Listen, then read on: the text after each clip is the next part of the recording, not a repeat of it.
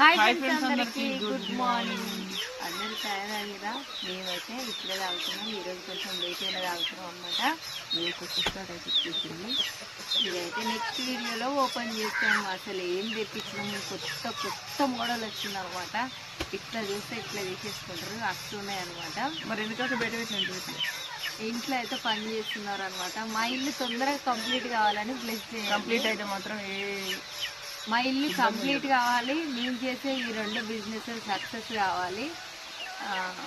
అన్ని బ్లెస్సింగ్స్ మాకు ఎప్పుడు ఉండాలి, మీ సపోర్ట్ మాకు ఎప్పుడు ఉండాలి. చాలా కష్టపడుతున్నాం.